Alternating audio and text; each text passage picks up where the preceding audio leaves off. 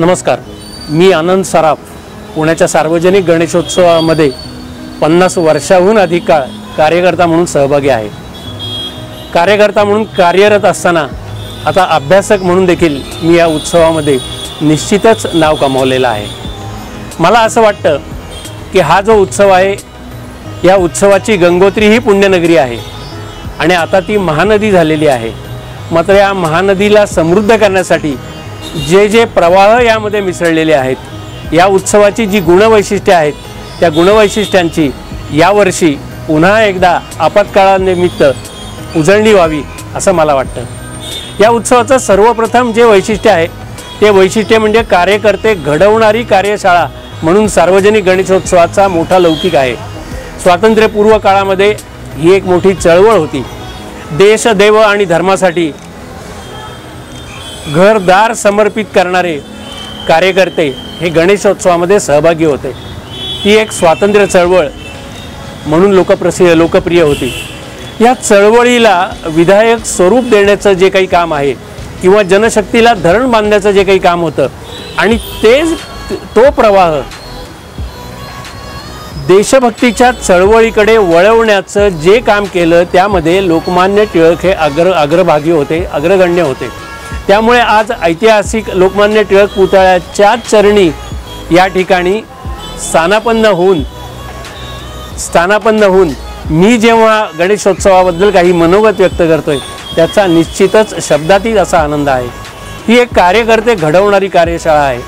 अनेक कार्यकर्ते समाजाला ह्या गणेशोत्सवानी दिलेले आहेत। मग ते कार्यकर्ते जेव्हा गणेशोत्सवामध्ये सहभागी होतात तेव्हा आपलं मंडळ हे त्या ठिकाणी मंडळाचं संघटन करायचं, परिसरातील नागरिकांशी संपर्क ठेवायचा, लोकवर्गणी गोळा करायची आणि महत्त्वाचं म्हणजे देशभक्तीचा, देवभक्तीचा जागर करताना आपलं जे काही उद्दिष्ट आहे ते उद्दिष्ट म्हणजे स्वातंत्र्य चळवळ हे स्वातंत्र्यपूर्व काळातली सगळ्यात मोठं असं ध्येयधोरण होतं आणि त्या ध्येयधोरणाला जागणारा असा जो कार्यकर्ता होता ते कार्यकर्ते घडवणारी कार्यशाळा म्हणून सार्वजनिक गणेशोत्सवाचा मोठा लौकिक आहे।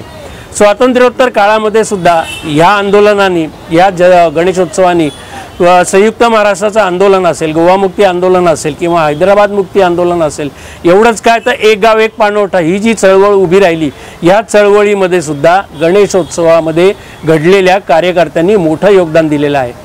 देशावर जेव्हा आपत्काळ आला, मग ती कोणतीही युद्ध असो, नैसर्गिक आपत्ती असो, या सर्व आपत्कालामध्ये धावून जाणारा, देशवासियांच्या मदतीसाठी धावून जाणारा, हाकेला ओ देणारा अशी ज्या कार्यकर्त्याची ख्याती निर्माण झाली ते कार्यकर्ते घडवणारी कार्यशाळा म्हणून सार्वजनिक गणेशोत्सवाचं सर्वप्रथम महत्त्वाचं असं वैशिष्ट्य आहे। दुसरं वैशिष्ट्य म्हणजे हा उत्सव जो आहे तो कलाकारांचं व्यासपीठ मानला जातो। गणेशोत्सवामध्ये स्वातंत्र्यपूर्व काळामध्ये जे मेळे साजरे केले जात होते, या मेळ्यांमधून जी गाणी साजरी केली जायची त्यामध्ये नृत्य, नाट्य, अभिनय, वक्तृत्व अशा सर्व गुणांनी संपन्न अशी गीतं ही आकर्षकरित्या साजरी केली जात होती। त्यामुळे अशा गुणवान कलाकारांना ह्या मेळ्यांमध्ये खूप मोठं व्यासपीठ हे गणेशोत्सवानी मिळवून दिलेलं होतं।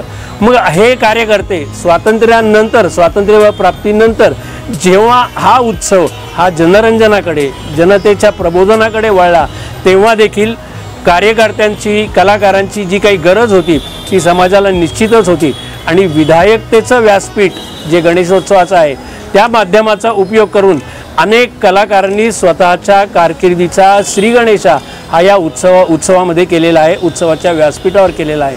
अगदी भीमसेन जोशी किंवा हिराबाई बडोदेकर, उस्ताद बिस्मिल्ला खान, शहनाई नवाज अशा अनेक नामवंतांनी गणेशोत्सवाच्या व्यासपीठामध्ये आपलं योगदान दिलेलं आहे। गणेश मंडपामध्ये आपली कला सादर केलेली आहे। एवढंच नव्हे तर अगदी अलीकडचे कलाकार जे आहेत, नव्या पिढीचे तरुण कलाकार जे आहेत, प्रसाद ओक असतील, सिद्धेश्वर झाडबुके, अमृता सुभाष अशा अनेक कलाकारांनी आपल्या आयुष्याच्या कला कारकिर्दीचा श्रीगणेशा हा या गणेशोत्सवाच्या व्यासपीठावर केलेला आहे। तिसरं महत्त्वाचं मला जे वैशिष्ट्य या गणेशोत्सवाचं वाटतं ते म्हणजे हा सामाजिक समरसतेचा उत्सव आहे। या उत्सवामध्ये सहभागी होणारा जो कार्यकर्ता आहे तो कधीही स्वतःच्या धर्माचा विचार करत नाही, वैयक्तिक धर्माचा विचार करत नाही, तो कायम राष्ट्रधर्माचाच विचार करतो। मग ह्या उत्सवामध्ये जो कार्यकर्ता सहभागी होतो तर स्वतःचा जात धर्म पंथ प्रांत असं सर्व काही विसरून मंगलमूर्तीच्या जयघोषामध्ये एकरूपतेने समरस होतो। याची अनेक उदाहरणं मला देता येतील।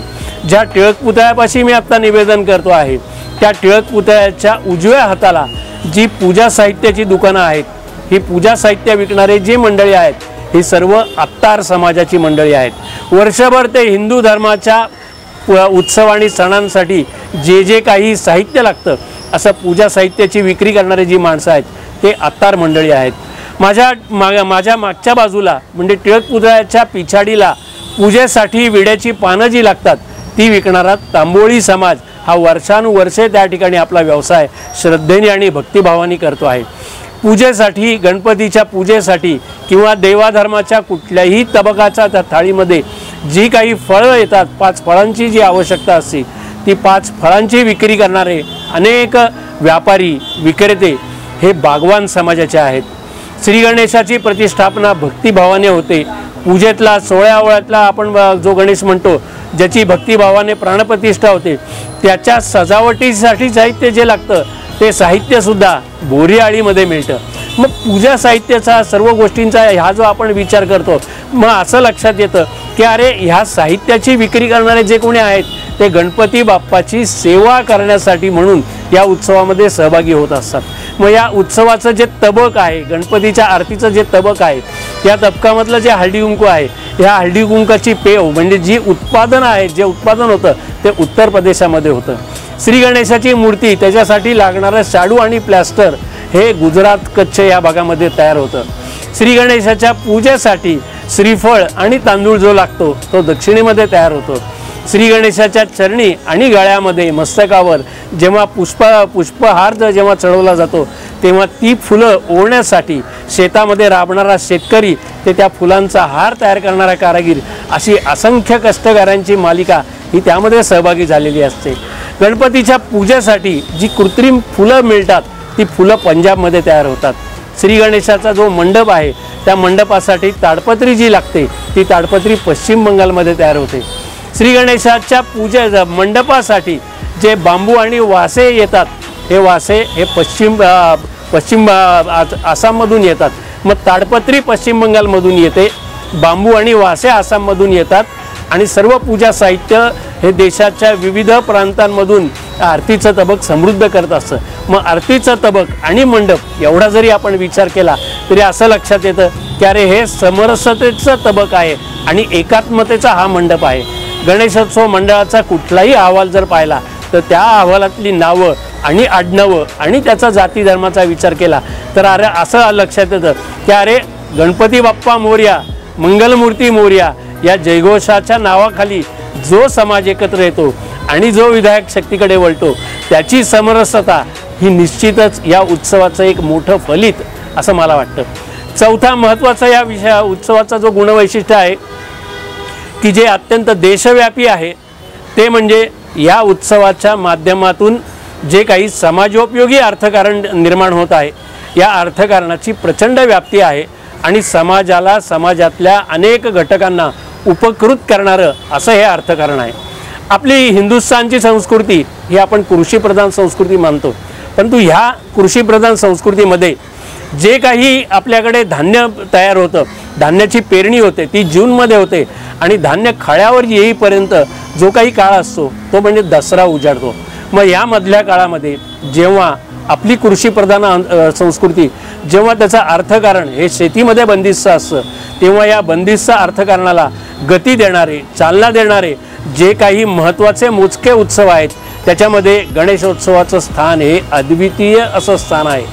मला असं वाटतं की या उत्सवाच्या निमित्ताने जे काही अर्थकारण होतं मग ते अनेक गोष्टी त्याच्यामध्ये आहेत। मग मूर्ती असतील, मंडप असतील, सजावट असतील, वाद्यवादक असतील, मग अनेक त्याच्यामध्ये व्यावसायिक जे सहभागी झालेले आहेत ह्या व्यावसायिकांच्या माध्यमातून जो समाज अर्थकारणाला या निमित्ताने जी चालना मिळते ती अतिशय महत्त्वाची अशी चालना आहे। ज्या काळामध्ये अर्थव्यवस्था बंदिस्त असते रोजगार निर्मिती ही थांबलेली असते मग त्या काळामध्ये गणेशोत्सवाच्या माध्यमातून जे काही अर्थकारणाला चालना मिळते ते अतिशय महत्त्वाचं आहे। 2 वर्षापूर्वीचं एक सर्वेक्षण असं सांगतं की ह्या उत्सवाच्या माध्यमातून जे काही अर्थकारण होतं ती उलाढाल ही 40,000 कोटी रुपयांची उलाढाल ही संपूर्ण देशामध्ये होत असते आणि दरवर्षी या आकडेवारीमध्ये 20% वाढ ही काळानुरूप होत असते।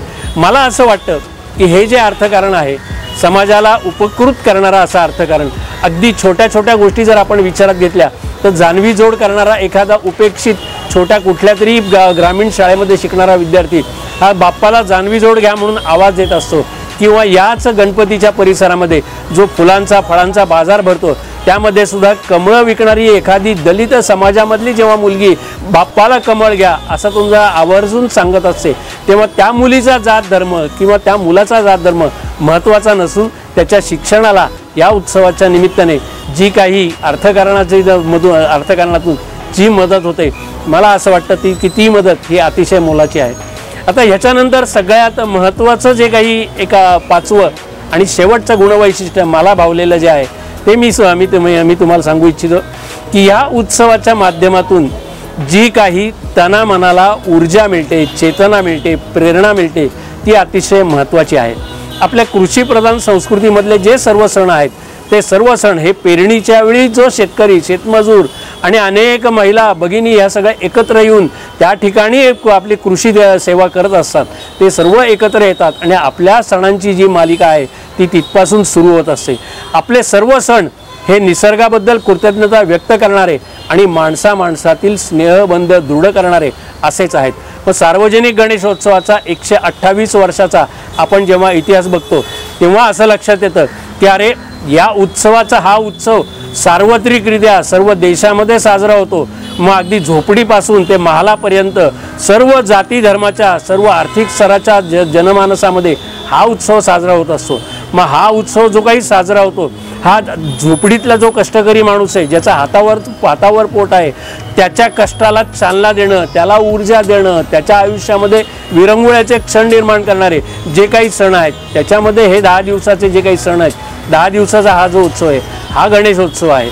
मग एखाद्या अनाथाश्रमामध्ये, आपण अंधशाळेमध्ये, वृद्धाश्रमामध्ये किंवा कुठल्याही संस्थेमध्ये, अगदी वेश्यावस्तीमध्ये सुद्धा हा उत्सव हा धूमधडाक्यात साजरा होत असतो, अतिशय उत्साहाने साजरा होत असतो।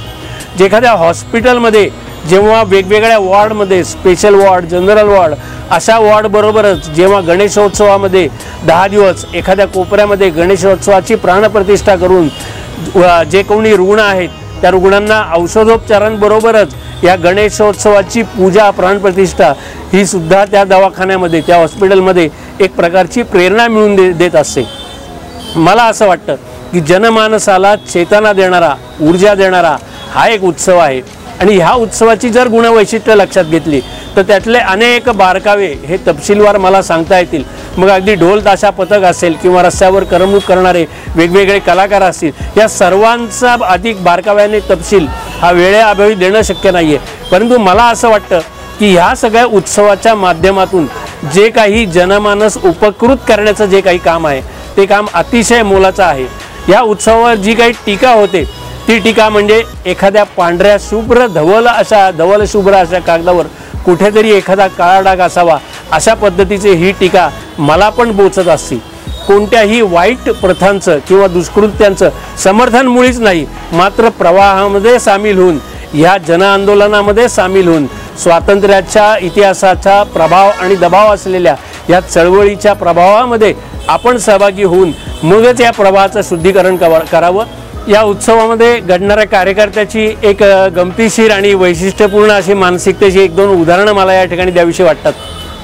ही वैशिष्ट्य सांगताना हा उत्सवातला कार्यकर्ता हा कुठल्याही आपत्काळामध्ये सर्वप्रथम समाजासाठी धावून जातो, हे त्याचं वैशिष्ट्य आहे। ते त्याच्या रक्तातच भिनलं जातं, हे मला या ठिकाणी मुद्दाम आवर्जून सांगावंसं वाटतं। त्याचबरोबर काळानुरूप जे बदल आहेत ते बदल स्वतःमध्ये सुद्धा स्वीकारण्याची या कार्यकर्त्याची तयारी असते। दुसरं आणखीन एक महत्त्वाचा वैशिष्ट्याचा गुणधर्म म्हणजे असा की या उत्सवामध्ये जो कार्यकर्ता सहभागी होतो तो कार्यकर्ता काही व्यवस्थापनाचे जे काही धडे असतात त्या धड्यांची जी काही प्राथमिक अवस्था आहे ती प्राथमिक धडे हे तो या उत्सवामध्ये शिकण्याचे त्याला संधी उपलब्ध होत असते। या उत्सवामध्ये जो कार्यकर्ता सहभागी होतो त्या कार्यकर्त्याचं एक उदाहरण माझ्या डोळ्यासमोर आहे की जे आपल्याला सार्वत्रिकरित्या दिसू शकतं। कित्येक मंडळांमध्ये काळानुरूप पर्यावरणपूरक किंवा वैज्ञानिक असे देखावे हे सादर केले जातात आणि त्या काळाला अनुरूप असं संदेश प्रबोधनाचं व्यासपीठ म्हणून गणेशोत्सवाच्या सजावटीच्या माध्यमातून दिला जातो। मात्र जो पारंपरिक स्वभावाचं कार्य करणारा जो कार्यकर्ता आहे तो कार्यकर्ता वैज्ञानिक देखावा जरी गणेश मंडपामध्ये मांडलेला असला तरी या गणेशोत्सवाच्या मंडपामध्ये या मंडपाला नजर लागू नये म्हणून कुठेतरी एखाद्या कोपऱ्यामध्ये किंवा बाहेरच्या एखाद्या वाशाला कुठेतरी काळी बाहुली ही दृष्ट नजर लागू नये म्हणून टांगलेली असते। याचा अर्थ हा कार्यकर्ता अंधश्रद्धावादी आहे असं मुळीच नाही। हा कार्यकर्ता हा परंपरावादी आहे, परंतु परिवर्तनाचे सगळे स्रोत हे त्यांनी मनापासून स्वीकारलेले आहेत।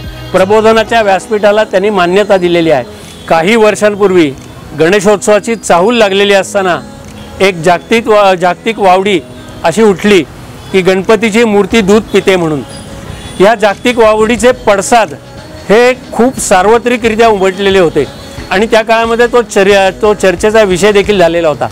मात्र ह्या चर्चेचा त्या घटनेचा अतिशय चांगला उपयोग हा गणेशोत्सवाच्या व्यासपीठामार्फतच त्यावेळेस केला गेलेला होता। एका गणेशोत्सव मंडळाने त्या घटनेचा आधार घेऊन आपल्या उत्सव मंडपाच्या देखाव्यामध्ये गणपतीचं मंदिर उभं केलेलं होतं आणि त्या मंदिराच्या बाहेर लोक हातामध्ये दुधाच्या किटल्या पिशव्या घेऊन गणपतीला अभिषेक करण्यासाठी गणपतीच्या मूर्तीला दूध पाजण्यासाठी म्हणून रांगेत उभे आहेत असं दृश्य सजावट स्वरूपामध्ये त्या मंडळाने उभं केलेलं होतं। मात्र त्याचबरोबर त्या उत्सवामध्ये लोकांच्या रांगेच्या शेजारी साक्षात श्री गणेश उभे राहून त्या लोकांना संदेश देत आहेत की ते दूध तुम्ही जे माझ्या मूर्तीवर वाहणार आहात ते दूध अनाथ आश्रमातल्या मुलांना तुम्ही द्या म्हणून ते रस्त्यावर फुटपाथवर जी तान्ही बालकं आहेत त्या तान्ह्या बालकांकडे बोट दाखवून साक्षात श्री गणेश म्हणतायत की ते दूध तुम्ही जे माझ्या मूर्तीवर ज्याचा अभिषेक करणार आहात ते दूध तुम्ही ह्या बालकांसाठी म्हणून उपयोगात आणा असा संदेश साक्षात गणरायाच्या मुखातून गणेशोत्सवाच्या व्यासपीठातून जो दिला गेला तो एक ऐतिहासिक अशी आठवण किंवा माइलस्टोन स्वरूपाचा देखावा असं म्हणता येईल। मला असं वाटतं की तरुण कार्यकर्त्यांनी ज्या नवीन पिढ्या या उत्सवामध्ये सहभागी होत आहेत त्यांच्यासाठी म्हणून मला आवर्जून एक गोष्ट सांगावीशी वाटते की या महानदीमध्ये तुम्ही समरसतेने सहभागी व्हा। इतर अनेक कार्यशाळा या आपल्याला अनुभव संपन्न करतच असतात, परंतु गणेशोत्सवाची ही जी काही कार्यशाळा आहे या गणेशोत्सवाच्या कार्यशाळेला स्वातंत्र्य चळवळीचा इतिहास आहे, लोकमान्यांच्या शिकवणीचा प्रभाव आणि दबाव आहे आणि त्या दबावाखाली आपली संस्कृती जपताना हा इतिहास जपताना सांभाळताना आपण गणेशोत्सवाच्या या दिंडीचे जेव्हा आपण पायिक आहोत त्या वारीमधले आपण एक भक्त आहोत ही भावना तुमच्या मनामध्ये जेव्हा दृढ होईल तेव्हा अनेक कार्यशाळांपेक्षा ही कार्यशाळा गणेशोत्सवाची कार्यशाळा तुम्हाला आयुष्यामध्ये समृद्धतेचे संपन्नतेचे धडे देणार आहे। त्यामुळे या प्रवाहामध्ये समरसतेने सहभागी व्हा, कुठेही अलिप्त राहू नका असं माझं नव्या पिढीला मनापासून आवाहन आहे। या उत्सवाची गुणवैशिष्ट्ये आपण जाणावीत आणि आपण त्या निमित्ताने आपणही पावन व्हावं। श्री गणेशाचा उत्सव किंवा त्याची मूर्ती हे एक निमित्त आहे, परंतु ही मूर्ती एक गणेश मूर्ती जे काही समाजामध्ये चैतन्य निर्माण करत असते, लाखो जणांना त्याच्यातून प्रेरणा मिळत असते, ती गोष्ट अतिशय महत्त्वाची आहे।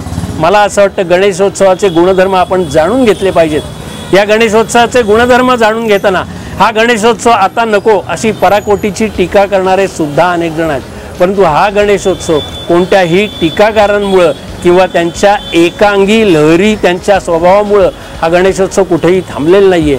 हा अधिक वर्धिष्णू वृत्तीने सर्व जगांमध्ये 121 छोट्या मोठ्या देशांमध्ये हा सण आता साजरा होत आहे। दुसरं महत्त्वाचं वैशिष्ट्य जे आहे ते ह्या उत्सवाचं गुणवैशिष्ट्य की कोणीही टीकाकार कितीही टीका करोत, अर्थात निंदकाचे घर असावे शेजारी हे सुद्धा आम्ही मानतो, परंतु ह्या टीकेचा फार बाऊ न करता आपण ह्या उत्सवामध्ये ज्या ज्या काही सुधारणा आहेत त्या ऐतिहासिक काळामध्ये वर्तमानामध्ये आणि भविष्यामध्ये कशा होत गेल्या याचा देखील अभ्यास करणं आवश्यक आहे।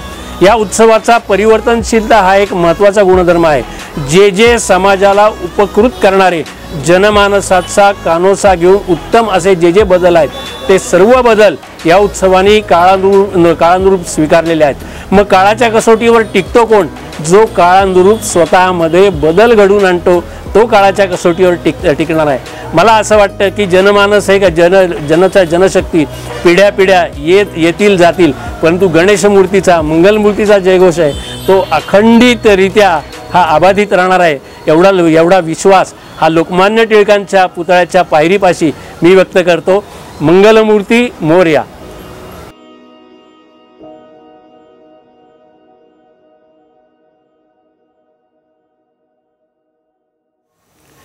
नमस्कार।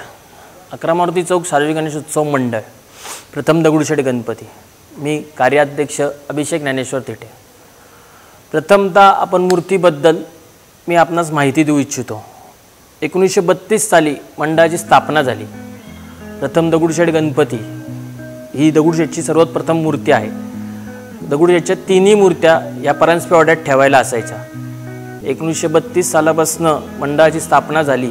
त्यानंतर विविध कालांतराने गणेश उत्सव साजरा करण्यात आला।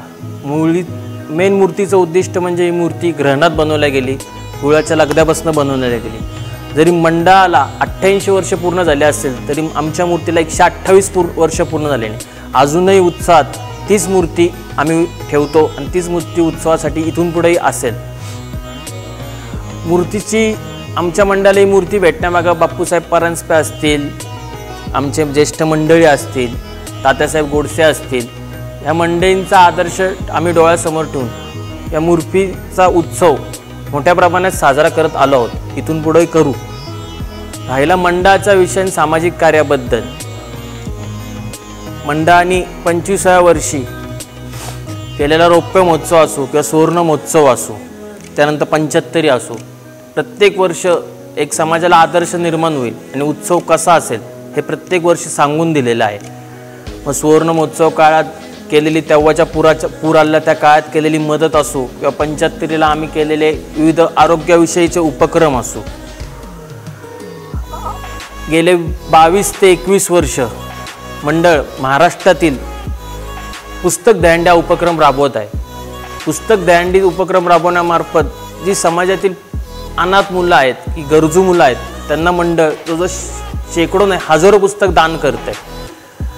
त्या वर्षी शिवगर्जन हे वाद्यपथक वादन करत असतं आणि आजकालच्या पिढीला साऊंडची फार क्रेज आहे, पण आमच्या मंडळाने असा उपक्रम हाती घेतलेला की आम्ही धान्याची भिंत रचली होती की त्यामार्फत गरजूंना अनाथ आश्रमांना अन्न दिलं जाईल। दुसरी एक गोष्ट नमूद करण्यासारखी म्हणजे आपण पुस्तक दहीहंडी करत असताना जो उपक्रम हाती घेतला, विविध संस्था त्या फोडायला आपण बोलवतो। मग अंध मुलं असतील, अपंग मुलं असतील किंवा अंध मुली असतील। अंध मुलींबद्दल एक तुम्हाला सांगूशी वाटतं की समाजाने जे दुर्लक्षित केलेली वस्तू असती सॅनिटरी नॅपकिन, ती सॅनिटरी नॅपकिन त्या संस्थेने आम्हाला मागितली, तेव्हा आम्हाला असं वेगळं वाटलं, पण आम्हीही ती गोष्ट त्यांना पुरवायचं नमूद केलं। अजूनही आमचं मंडळ त्या संस्थेला सॅनिटरी नॅपकिन हा पुरवठा करत आहे। मी हे अभिमानाने हक्काने सांगू शकतो, कारण का एक गणेशोत्सव कार्यकर्ता आहे। अनुभव कार्यकर्त्यांच्या अशा असतात की जेव्हा कार्यकर्ता वर्गणी मागायला जातो तेव्हा वर्गणी मागायला गेलेले नागरिक त्याला म्हणतात की या मंडळाचा कार्यकर्ता थिल्लर आहे, पण हाच मंडळाचा कार्यकर्ता जेव्हा वेळ येते ना तेव्हा पहिला त्यांच्या दाराशी उभा हाच मंडळाचा कार्यकर्ता असतो। आणि माझ्या आज सर्व आईबाबांना विनंती आहे की मंडळाचा कार्यकर्ता हा कधी वाया जात नाही। तुमचाही मुलगा गणेशोत्सवात पाठवा, तो नक्कीच अभिमान वाटेल असा कार्यकर्ता घडेल आणि भविष्यात त्याचं भविष्य उज्ज्वल करेल। अजून तसंच मंडळाचा दुसरा उपक्रम म्हणजे त्रिपुरी पौर्णिमेला आरोग्य सेवक असू दे किंवा विविध क्षेत्रात काम केलेले अधिकारी असू दे, आम्ही एक दिवाळी भेट म्हणून त्यांचा कृतज्ञता सोहळा निर्माण करत असतो। त्यांच्यामार्फत दिव्या लावण्याचा कार्यक्रम असतो, तो दिवाळी मार्फत घेत असतो। अशा अनेक उपक्रम मंडळाने हाती घेतले असेल। मग रक्तदान असेल किंवा आरोग्य शिबिरं असतील, ही तर प्रत्येक मंडळ करत असतं, पण एक समाजाला वेगळं काय करायचं त्या आमच्या मंडळाने भरपूर वर्ष झालं दिशा दिलेली आहे। मंडळाचे अध्यक्ष विनायक घाटे, रवी मोरे, मंडळाचे कार्याध्यक्ष चेतनदादा जैत असतील, निखिलराव घुमे असतील, म्हणजे आत्ताची जी यंग पिढी यांच्या मार्गदर्शनाखाली आम्ही काम करत आहे। असंख्य कार्यकर्ते इथून पुढेही घडतील ही आशा आहे। आजचा गणेश उत्सव आणि कोरोनाच्या काळात आलेला गणेश उत्सव यात खूप साम्य झालं आहे की कोरोना काळात पण प्रत्येक मंडळ आणि प्रत्येक कार्यकर्त्यांनी आदर्श घालून दिला. तो कशा पद्धतीत की बाबा जेव्हा कुठल्या एरियात कोरोनाचा पेशंट सापडला असेल तेव्हा कुठली यंत्रणा नसेल, पण तिथं मंडळाचा कार्यकर्ता होता आणि त्या कार्यकर्त्यांनी मिळून ती सगळी यंत्रणा राबवली. विविध मंडळांनी गोळ्या वाटल्या असतील, रक्तदान शिबिरं घेतली असतील, आमच्या मंडळाने ते उपक्रम घेतले. पण आजचा कार्यकर्ता सोशल मीडियाला भावलेला कार्यकर्ता आहे की तो जो काही काम करतो तो सोशल मीडियावर पहिलं करतो. पण आमची शिकवण अशी नाही की आमच्या ज्येष्ठांनी आम्हाला शिकवण दिली नाही. नेकी कर दर्या में डाल असे भरपूर उपक्रम मंडळांनी घेतले की ते दाखवण्यासारखे होते, खूप आहेत, भविष्यातही करता येतील. पण ते दाखवून म्हणजे पुण्य केलेलं दाखवायचं नसतं, ते देवालाही समजत असतं. बाप्पाचा आशीर्वाद आहे, बाप्पा कडून घेत आहे. मी वयाच्या 14 वर्षी माझ्या मंडळाचा उपाध्यक्ष झालेलो. म्हणजे खूप जणांच्या मार्गदर्शनाखाली झालो, खूप जणांच्या मार्गदर्शनाखाली घडलो. म्हणजे ज्या वयात लोक अभ्यास करतात त्या वयात मी सार्वजनिक जीवनात उपक्रमाच्या मार्फत सार्वजनिक जीवनात एक कार्यकर्ता म्हणून काम करायला लागलो. वयाच्या 14 वर्षापासून आज वयाच्या 29 वर्षापर्यंत गणेशोत्सव असा आहे की त्यात माणूस घडतो. गणेशोत्सवाचा कार्यकर्ता हा जगाच्या पाठीवर कुठेही जाऊ द्या, त्याला कधीच काही कमी पडणार नाही, कारण तो अनुभव आणि त्याच्या कामाने खूप मोठा झालेला असतो. ह्याच गणेशोत्सव कार्यकर्त्याला इथून पुढं कसा उत्सव साजरा करायचा हे आम्ही सांगण्यापेक्षा आपल्यासमोर भरपूर आदर्श आहेत पुण्यातले, त्यांचा आदर्श घेऊन बाप्पाची सेवा करत राहू हीच माझी बाप्पाचरणी प्रार्थना आहे. अजून काय बोलायचं झालं माझ्या अनुभवाबद्दल जर गणेशोत्सव कार्यकर्ता की खूप अनुभव आहेत की कॉलेजला असताना किंवा शाळेत असताना पेपरचा आधी पण बाबा नाही पहिला उत्सव आहे, म्हणजे उत्सवासाठी कधी आजारी पडलो तर हॉस्पिटलमधनं मी आलेलो आहे. असे पण विविध किस्से आहेत. पण ते कार्यकर्ता असतो बाप्पा पाठबळ देत राहतो. खूप काही बोलण्यासारखं आहे. आज ह्या लाईव्हच्या येण्याच्या मार्फत मी एकच सांगेल इथून पुढच्या युवा पिढीला की काम करत राहा, ते काम प्रामाणिकपणे करत राहा, निष्ठेने करत राहा की बाप्पा काहीच कमी पडू देणार नाही. जय हिंद, जय महाराष्ट्र.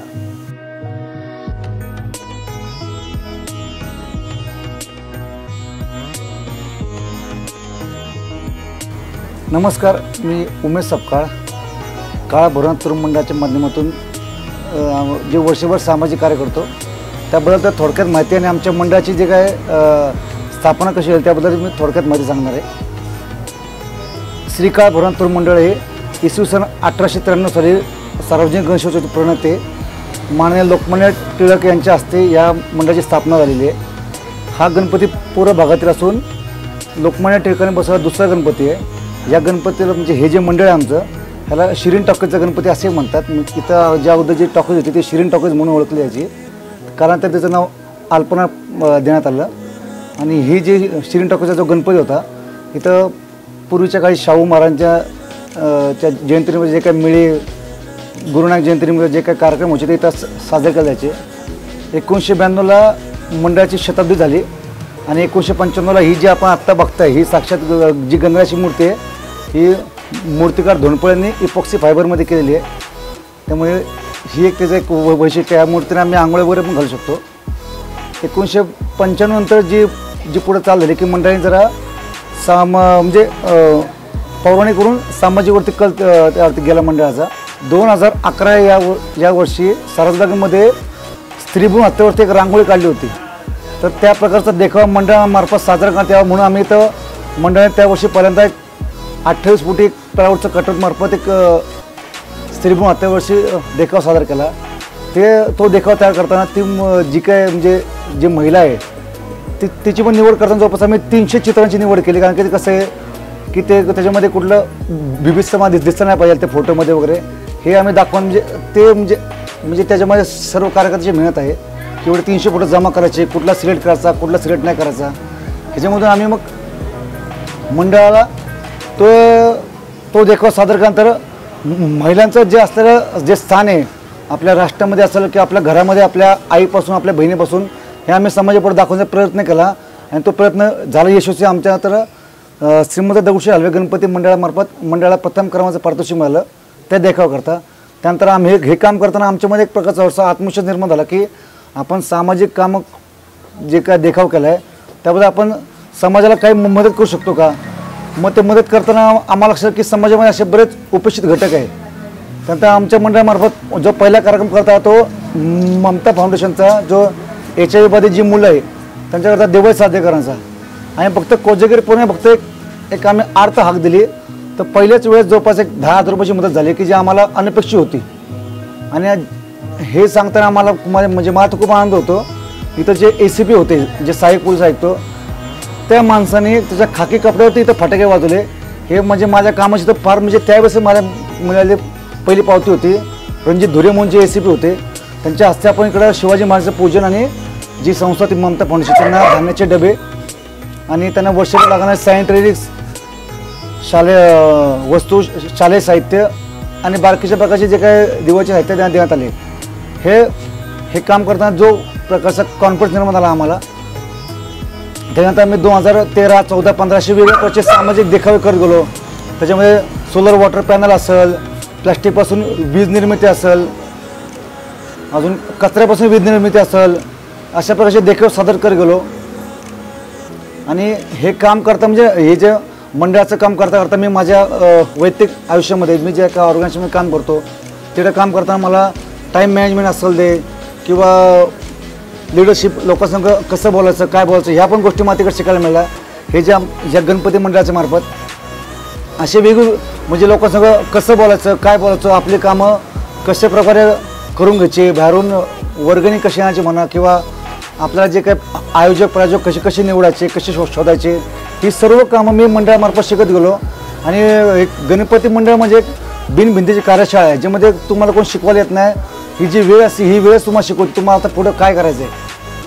म्हणजे आता एखादं समजा आता उद्या गणपती आला समजा तुमच्याकडे काही एक प्रकारची तुमच्या काही अडचण आली तर गणपतीमध्ये जे काही छोटे मोठे कार्यक्रम असतात त्याच्याकडून तुम्हाला एखादा क्लू मिळतो की आपण असं काहीतरी काम करून आपण त्यातून मार्ग काढू शकतो.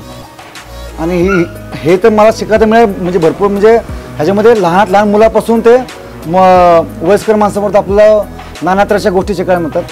तसे जर आता मला जर सांगायचं म्हटलं की आता जी काही लहान पिढी आहे लहान पिढी म्हणण्यापेक्षा जे वयवर्ष 10-12 आहे ह्यांच्यामध्ये प्रचंड ताकद आहे याच्यामध्ये की त्यांना फक्त ते दिशा द्यायचे काम केले पाहिजे. आता आमच्या गल्लीमध्ये जसे 2-4 कार्यकर्ते आहे त्यांना जर व्यवस्थित दिशा दिली ना तर त्याच्या त्या आयुष्यामध्ये सक्सेस पण होतीलच. पण जे ते मंडळामध्ये येऊन जर त्यांनी काम केलं तर त्यांना सामाजिक वैचारिक जी पार्श्वभूमी जी मिळायची आहे तिथं मिळून ते अजून चांगलं काम करतील आणि देशाप्रती चांगलं करायचा प्रयत्न करतील. 2014 का 15 मला वर्ष का लक्षात नाही आहे त्यावर्षी कचऱ्यापासून वीज निर्मिती हा असा देखाव करायचा होता.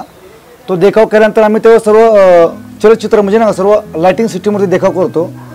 पण त्या सिस्टीम करताना असा एक काहीतरी फॉल्ट झाला होता DC वोल्टचा फॉल्ट झाला त्यामुळं संपूर्ण लाईट उडून जायच्या. आम्ही जवळपास एका वेळेस 42 अशाप्रमाणे आम्ही 3 वेळा तो सेट सगळा बदली करा जवळपास 132 लाईटचा. पण तो आमचा कार्यक्रम का सक्सेस होत नव्हता. तो शेवटी आम्ही देवाची प्रार्थना करतो की हे जे आमचं जे काय काम अडलेलं आहे ते कुठेतरी मदत म्हणून आमचं काम मार्गी लावू दे. तर पहाटे 4 वाजता एक सरदारजी इथून चालला होता तर त्याने फक्त माडामध्ये वाकून बघितलं की काय झालं काय नाही. तर तोला मी क्या आपकी हेल्प कुछ कर सकता हो क्या. तर सांगितलं की काका असाचा प्रॉब्लेम होतोय आम्ही सर्व काम करताना हे असे LED सारखे उडत आहे आणि आमचा प्रोजेक्ट फेल होतोय आणि जवळपास आता 4था दिवस आहे गणपतीचा. लोक आता देखाव पण बघायला येतील. तर तो माणूस साक्षात देवाच्या रूपाने आला आणि त्यांनी काय जादू केली काय माहीत नाही आम्हाला आणि तो आमचा चलचित्र चालू झाला त्यावेळेस ते.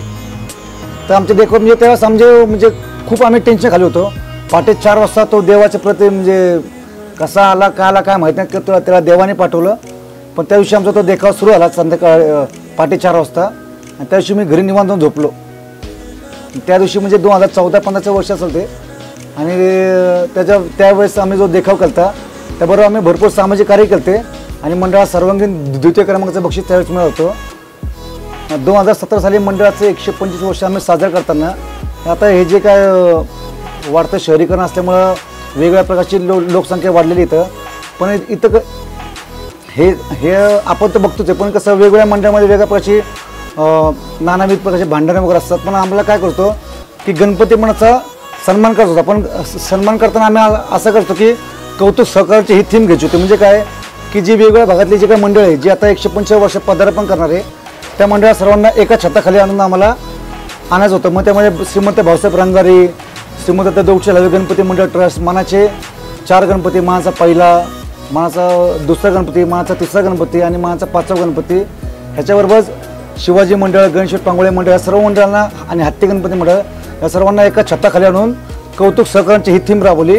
आणि याच थीमचं एक शॅडो इमेज म्हणून पुणे महानगरपालिकाने 2017 साली माननीय महापौर मुक्ता टिळक यांच्या अध्यक्षतेखाली मुख्यमंत्र्यांच्या हस्ते ही सेम शॅडो थीम राबवून आम्ही ज्या मंडळाचा सन्मान केला होता 125व्या वर्षी, त्याच मंडळाचा त्यांनी सन्मान केला. आणि त्या मंडळामध्ये आम्हाला आमंत्रण करून आमचं पण त्यांनी चांगला सन्मान करण्यात आला आमच्या मंडळाला.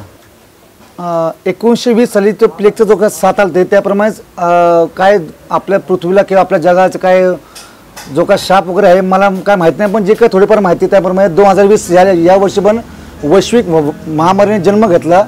आणि 29 डिसेंबरच्या 2019च्या दरम्यान जे चीनमध्ये जे कोरोना नावाच्या महामारीने जो काय धुमाकूळ घातलेला आहे, त्या धुमाकूळामुळे अख्खं जग हे त्या विकास सापडले.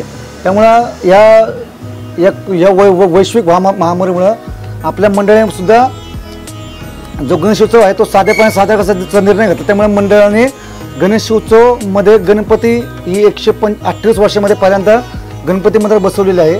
त्यामुळे आम्ही सर्वसाधारणप्रमाणे फक्त जे मंडळात काम करताना की फक्त आरोग्यविषयक कसं आम्हाला शिबिर राबवता येईल, म्हणजे एक उदाहरण सांगायचं की रक्तदान शिबिर असेल, मेडिकल कन्सल्टेशन असेल, नेत्रदान शिबिर, अवयवदान शिबिर असे वेगळ्या प्रकारचे आम्ही उपक्रम राबवणार आहे. तरी माझी सर्व नागरिकांना विनंती आहे की कळकळून की तुम्ही पण घरी राहा. योग्य जर तुम्हाला गरज असेल तरच तुम्ही घराबाहेर पडा. मास्कचा वापर करा, सोशल डिस्टन्सिंग पाळा आणि सॅनिटायझरचा वापर करा. ज्या ठिकाणी गरज असेल त्या ठिकाणी सॅनिटायझर वापरा. आणि सॅनिटायझर नसेल तर साबणाने हात धुवा. 6 फुटाचं अंतर ठेवा एकमेकांना बोलण्याकरता. ही पण वेळ निघून जाईल. आजच सरकारने जाहीर केलं की 73 दिवसामध्ये वॅक्सिन येईल, पण ते आपल्याला लसीकरण होण्याकरता जवळपास जून 2021 उजेडेल. पण तोपर्यंत सर्वांनी आपल्याला कोरोनासोबत राहावं लागणार आहे. तर प्रत्येकाने आपापली काळजी घेतली पाहिजे. विशेषतः लहान मुलांनी आणि वयोवृद्ध लोकांनी जे अबोव 65 आहे त्यांनी काम असल्याशिवाय घराबाहेर पडू नका आणि समाजाला सहकार्य करा.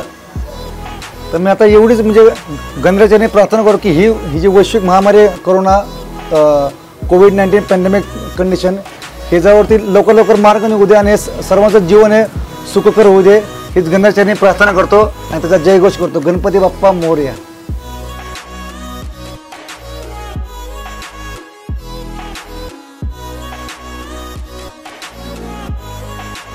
नमस्कार, जय जवान मित्रमंडळ आपले सहर्ष स्वागत करत आहे. मी मंडळाचा अध्यक्ष अंबोल सारंगकर.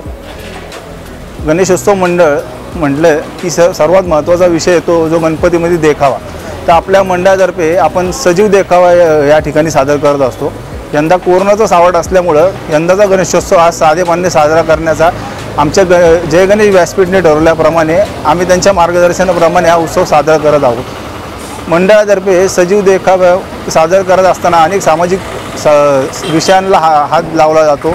त्यामध्ये शेतकरी आत्महत्या असेल, मोबाईल गेम एक घातक व्यसन, हे देखावा आम्ही सादर केले.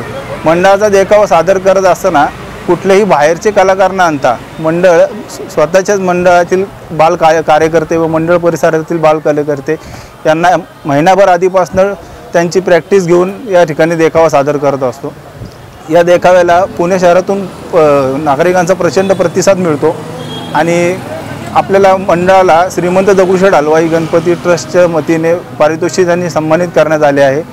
मागील 2 वर्ष सलग आपण लोकसत्ताची प्रथम पारितोषिक पुणे शहरात मिळवले आहे. त्याबद्दल आम्हाला अभिमानच आहे. हे करत असताना अनेक सामाजिक काम करत असताना अडचणी देखील मंडळांना भरपूर येतात. आम्हाला पाहिजे तसा प्रतिसाद व्यापारी वर्गाकडून मिळत नाही किंवा आजकालची तरुण पिढी ही मंडळात यायला जेवढी घाबरती किंवा लाजती यामागचं आम्हाला कारण शोधायचं आम्ही प्रयत्न करत आहोत. त्यासाठी आम्ही दरवर्षी काय करतो, मंडळाच्या परिसरातील मुलांना देखावे सावध करून घेतो की त्यांना सामाजिक भान कळलं पाहिजे की आपण मंडळात ज्यावेळेस जातो त्यावेळेस फक्त तिकडं धांगडधिंगा नाही होत, तिकडं समाजाला प्रबोधन केलं जातं आणि मुलांना लहानपणापासून जर समाज प्रबोधन स्वतःमध्ये झालं तर ते समाजाला जास्तीत चांगल्या प्रकारे प्रबोधन करू शकतील. त्यामुळे हा मानस आमचा पहिला आहे की परिसरातील मुलांना पहिल्यांदा त्यात सहभागी करून घ्यायचं, त्यांना सामाजिक प्रबोधन समजलं पाहिजे, त्यानंतर ते लोकांना बरोबर सामाजिक प्रबोधन मंडळाच्या माध्यमातून व्यवस्थित समजून सांगू शकतील. मंडळाच्या माध्यमातून गणेशोत्सव हा 10 दिवसाचा नसून आम्ही वर्षभर साजरा करण्याचा असा प्रयत्न करतो की वर्षभर अनेक सामाजिक कार्य मंडळातर्फे राबवले जातात. गणेशोत्सव काळामध्ये विसर्जनाच्या आदल्या दिवशी आपल्या परिसरात भरपूर मंडळ आहेत, त्या मंडळांचा निर्माल्य तसंच राहतो. आपण घरचा निर्माल्य आवर्जून विसर्जन करतो, पण मंडळाचा जो निर्माल्य असतो तो तसाच मांडवाखाली पडून राहतो. तर आपण आदल्या दिवशी तो सर्व निर्माल्य गोळा करतो व स्वच्छ म्हणून संस्था आहे ती त्या निर्माल्यापासून खत निर्मिती करते, त्या संस्थेत आपण देतो. तसे मंडळातर्फे महिलांसाठी अनेक सामाजिक कार्यक्रम राबवले जातात. महिला सबलीकरणाच्या दृष्टीने अनेक सामाजिक कार्यक्रम राबवले जातात. बाल कार्यकर्त्यांच्या दृष्टीने अनेक सामाजिक कार्य, आरोग्य शिबिर राबवले जातात. तरी या सामाजिक कार्यात आम्हाला सर्व आपल्या परिसरातील लोकांचा सहभाग अजून वाढवावा, लहान मुलांनी यात सहभागी व्हावे, युवकांनी यात सहभागी व्हावे अशी गणपती चरणी प्रार्थना करतो. गणपती अप्पा मोरया, मंगलमूर्ती मोरया.